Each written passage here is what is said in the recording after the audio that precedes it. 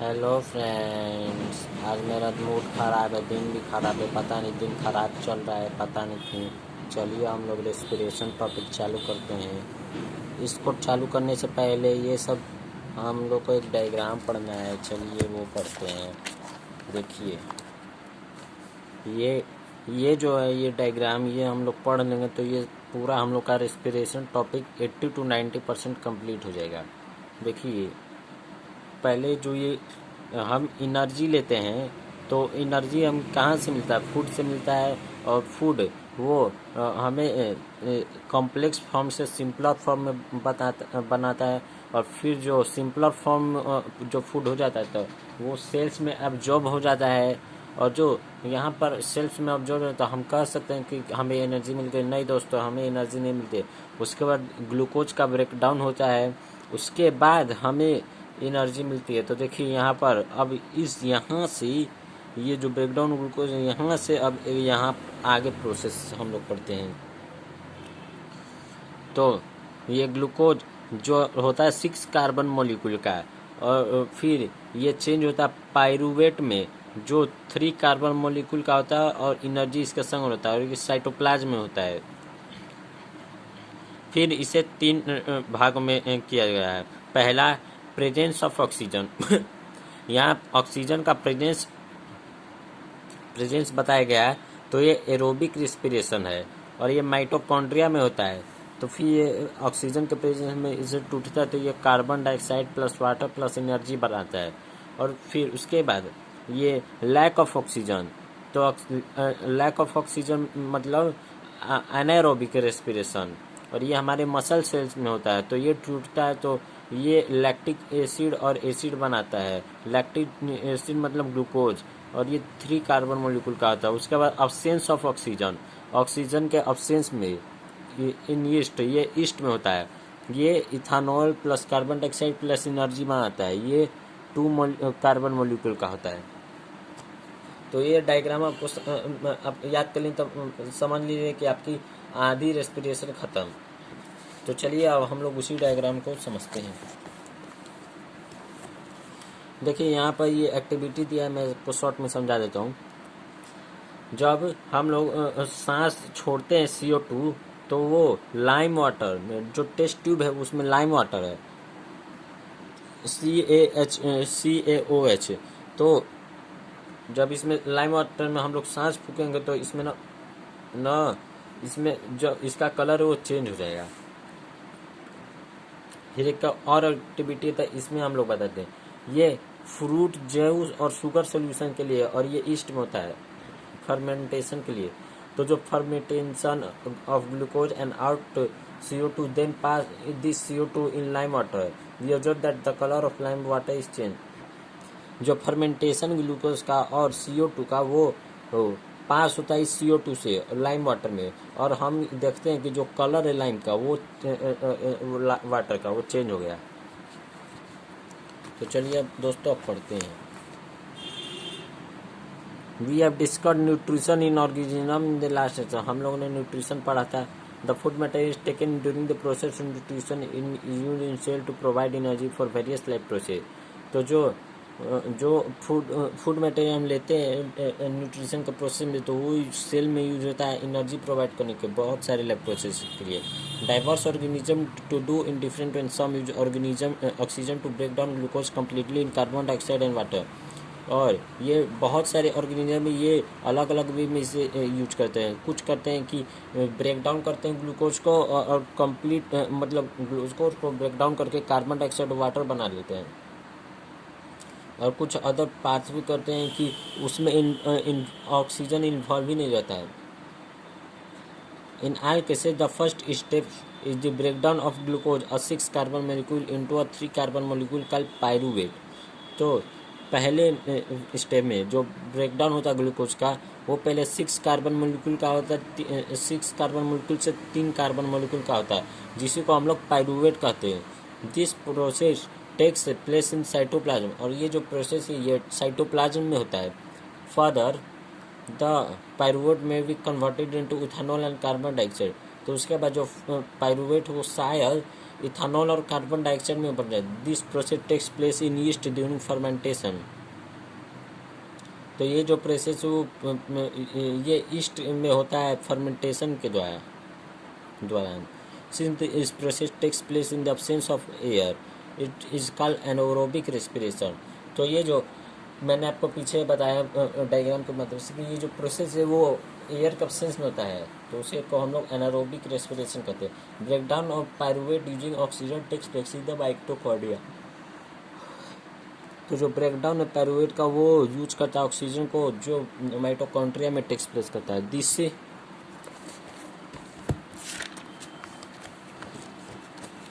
This process breaks up the 3 carbon pyruvate molecule to give 3 molecules of carbon dioxide। तो ये जो process है वो ब्रेक करता है 3 कार्बन पायरुवेट मोलिक्यूल को देने के लिए 3 मोलिक्यूल्स कार्बन डाइऑक्साइड का। The other product is water, और जो अलग से प्रोडक्ट है वो वाटर है। Since the process takes place in the presence of air oxygen, it is called aerobic respiration। तो जो एयर के प्रेजेंसी में हो इसी को हम लोग एरोबिक रेस्पिरेशन कहते हैं। The release of energy in this aerobic process is a lot greater than the aerobic process. और जो इस प्रोसेस में एनर्जी रिलीज करता है उसी को हम लोग लॉट ग्रेट एनारोबिक प्रोसेस कहते हैं।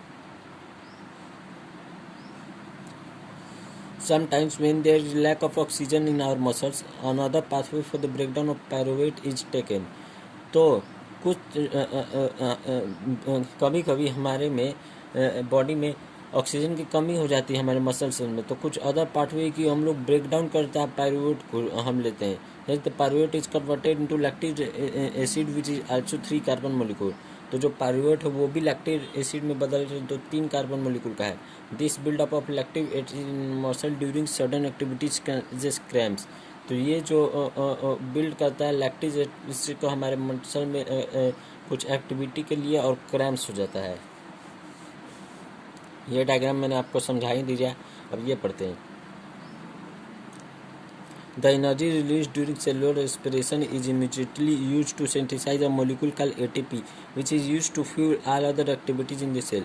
जो एनर्जी रिलीज किया जाता है सेलुलर रेस्पिरेशन के दौरान वो इमीडिएटली यूज किया जाता है सिंथेसाइज एक मोलिक्यूल को, जिसे हम लोग ATP कहते हैं, और जो जिसे हम लोग यूज करते हैं ऑल अदर एक्टिविटीज़ के लिए।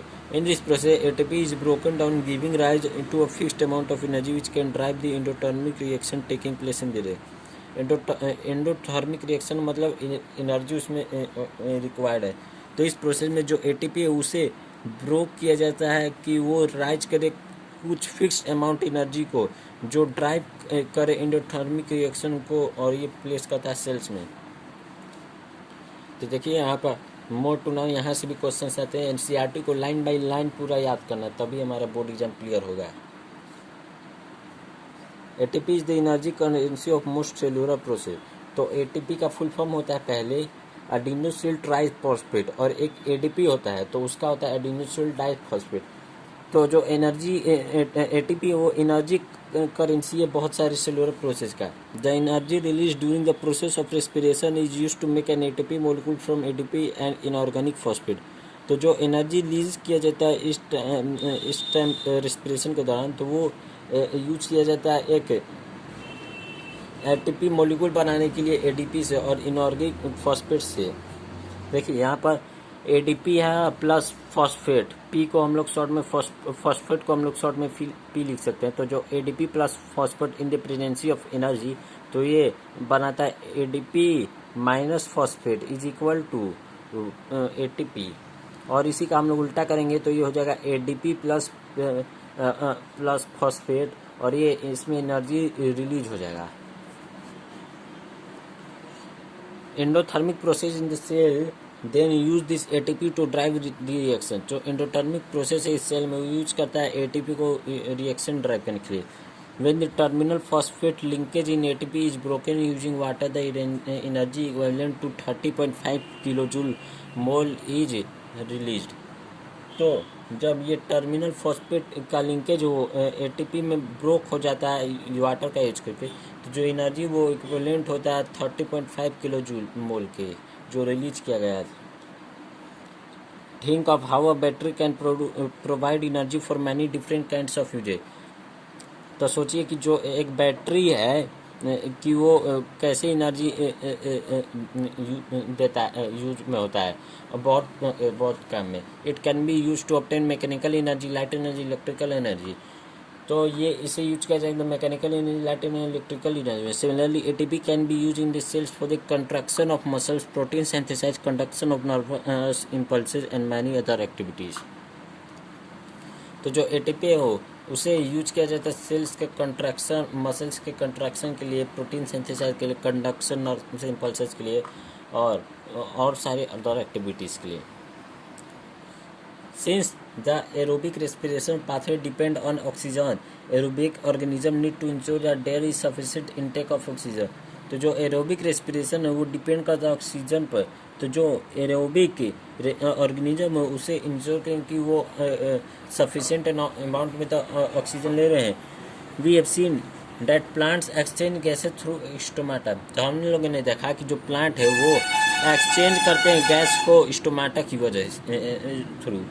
और जो लार्ज इंटरसेल्युलर स्पेसेज है वो इंश्योर करते हैं कि जो जितने भी सेल वो एयर के कांटेक्ट में है।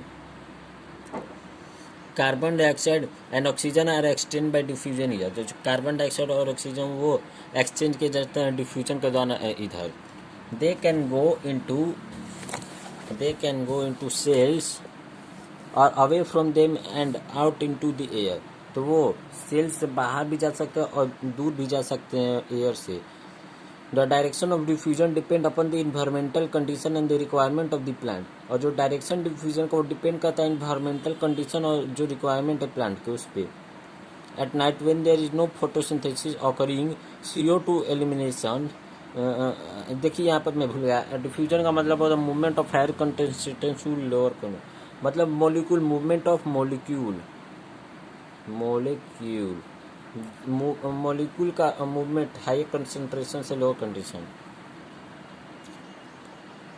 और रात में जब फोटोसिंथेसिस नहीं होता तो जो CO2 होता है वो एलिमिनेट करता है बहुत सारे एक्टिविटीज़ को जो दिन में किए गए हैं। During the day CO2 generated during respiration is use for photosynthesis. दिन में तो जो CO2 वो जनरेट किया जाता है रेस्पिरेशन के फोटोसिंथेसिस के यूज के लिए। There is no CO2 release. तो यहाँ पर कोई CO2 रिलीज नहीं किया है। Instead oxygen release in all major event this time. तो ऑक्सीजन रिलीज किया जाता है इस टाइम पे। Animals have evolved different organs for the uptake of oxygen from the environment and getting rid of carbon dioxide produced।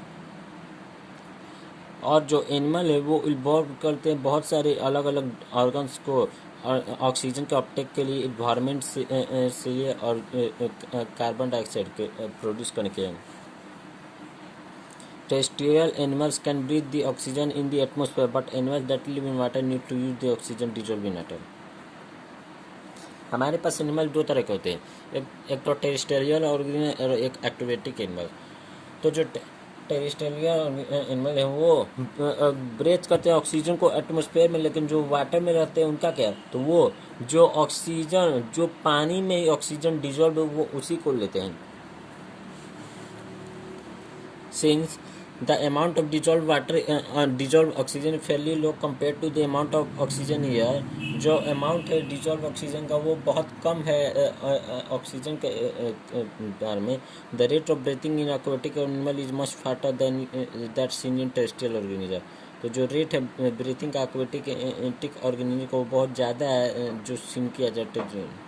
तो यहाँ पर हमारे पास एक क्वेश्चन पूछा जा सकता है, why the rate of breathing in aquatic animal is faster. तो हम लोग लिख देंगे कि amount of dissolved oxygen is fairly low compared to the amount of oxygen in air।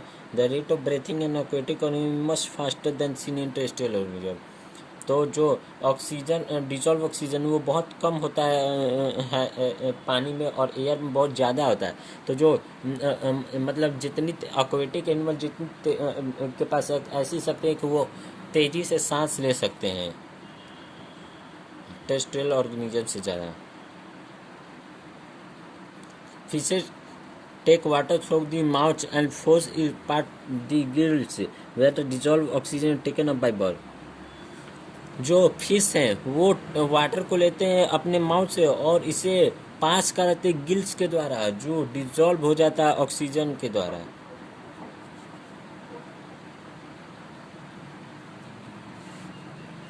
Terrestrial organism use the oxygen in the atmosphere. जो terrestrial organism वो oxygen को atmosphere में यूज करते हैं रेस्पिरेशन के लिए। This oxygen is observe by different organs in different animal. जो ये ऑक्सीजन है वो अलग अलग ये ऑब्जर्व करता है अलग अलग ऑर्गन से और अलग अलग एनिमल्स के द्वारा। All these organs have a structure that increases the surface area of it is in contact with the oxygen rich atmosphere। तो जितने भी ये सब ऑर्गन है वो उनके पास ऐसा स्ट्रक्चर होता है जो इंक्रीज कर देता है सरफेस एरिया को, जो कांटेक्ट में होता है ऑक्सीजन रिच एटमॉस्फेयर के अंदर। Since the exchange of oxygen and carbon dioxide has to take place across this surface is very line fine and delicate. तो जो एक्सचेंज ऑफ ऑक्सीजन है और जो कार्बन डाइऑक्साइड है वो टेक प्लेस करता है सरफेस के अक्रॉस, और ये सरफेस बहुत फाइन और डेलिकेट होता है। In order to protect the surface, it is usually placed within the body, so they have two passages that will take air to this area। तो प्रोटेक्ट सरफेस को protect करने के लिए बहुत सारे प्लेस होते हैं बॉडी में, और इसी के लिए जो पैसेज है वो टेक करते हैं एयर को एरिया में। In addition there is mechanism for moving the air in and out of this area where the oxygen is observe. तो जो मैकेनिज्म है मूव करने के लिए एयर का इन और आउट में, तो जो ऑक्सीजन वो ऑब्जर्व किया जाता है। In human beings air is taken into the body through the nostrils. देखिए अब हम लोग जानते हैं कि मेरा पढ़ाने का तरीका ऐसा है कि हम पढ़ाते हैं तो पहले डायग्राम को सारा समझा देते हैं, उसकी के बाद पढ़ाते हैं। देखिए ये नजल पैसेज है, उसके बाद ये फारेनेक्स है, ये लैरिनेक्स है, ये ट्रैकिया है, ये रिंग ऑफ कार्टिलेज, ये लंग है, ये ब्रोंका, ये ब्रोंचियल्स और ये अल्वोरल सेक्स है। ये सब ट्रैकिया के ही पार्ट हैं ये तीनों। देखिए ये नजल पैसेज, ट्रैकिया, देखिए मैं आपको नाम याद करूँ, ये सब उतने इम्पोर्टेंट नहीं है, ये सब अब तो देख के भी समझ, लेकिन ये जो मैं आपको नाम बता रहा हूँ वो सब इम्पोर्टेंट। देखिए nasal passage, pharynx, larynx, trachea, lungs, bronchi, bronchioles, alveolar sacs, ये सब हैं। देखिए चलिए मैं पढ़ाता हूँ।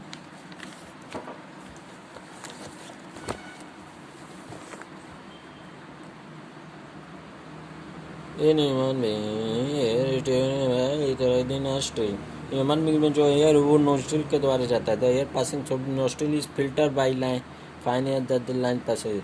और जो एयर लिया जाता पास करता है नोस्ट्रिल के द्वारा, वो फिल्टर हमारे नाक में, जैसे हम लोग सांस लेते तो हमारे नाक में कुछ फाइन हेयर्स है ना, देखिए नाक में कुछ बाल रहते हैं, तो उसमें से वो गंदगी को उधर ही रोक लेता है। The passage also line with mucus which helps in this process. और उसके साथ म्यूकस भी होता है जो इस प्रोसेस में हेल्प करता है। From air the air Passage through the throat and into the lungs. तो यहाँ से जो एयर वो पास करता है थ्रोट के द्वारा और लंग्स में। Rings of cartilage are present in the throat. और जो रिंग्स ऑफ कार्टिलेज वो थ्रोट में प्रेजेंट है, और जो थ्रोट है वो रिंग्स देखिए, हाँ ट्रैकिया जो है वो रिंग्स ऑफ कार्टिलेज से ही बना। This ensure that the air passage do not collapse. तो इससे जो एयर वो कोलैप्स जो पास करता है वो कोलैप्स नहीं करता है। लड़की से हार गए। हाँ तो देखिए कैसे पढ़ाऊँ दोस्तों, दिमाग खराब, एक लड़की से तो हार गए। चलिए जो भी है पढ़ा रहा हूँ। Within the lungs, the passage divides into smaller and smaller tubes which finally terminate in balloon-like structure which are called alveoli। तो इस लंग्स में जो पैसेज वो डिवाइड करता है छोटे से छोटे ट्यूब्स में, जो टर्मिनेट करता है बैलून लाइक स्ट्रक्चर, जिसे हम लोग alveoli बोलते हैं। देखिए ये जरा फिर यहाँ से छोटे स्ट्रक्चर में देखिए डिवाइड होते हैं। तो यहाँ पर देखिए ये छोटा सा, यहाँ पर इसका बड़ा फिगर देखा है, बैलून लाइक स्ट्रक्चर इसका, ये alveoli है। The alveoli provide a surface where the exchange of gases takes place। जो alveoli वो प्रोवाइड करता है एक सरफेस जो exchange of gases take place कर the walls of the alveoli contain an extensive network of blood vessels. और जो walls है alveoli को वो एक extensive network contain करते हैं blood vessel के. As we have seen in earlier year when we breathe in our lift our limbs and flatten our diaphragm and the chest cavity become larger as a result. जब हम लोग सांस लेते हैं तो हमारा जो रिब्स है वो मतलब लंबा हो जाता है और हमारा जो डायफ्राम है वो फ्लैट हो जाता है और जो चेस्ट कैविटी है वो बड़ा हो जाता है. सांस लेकर देखिएगा नहीं तो मरिएगा.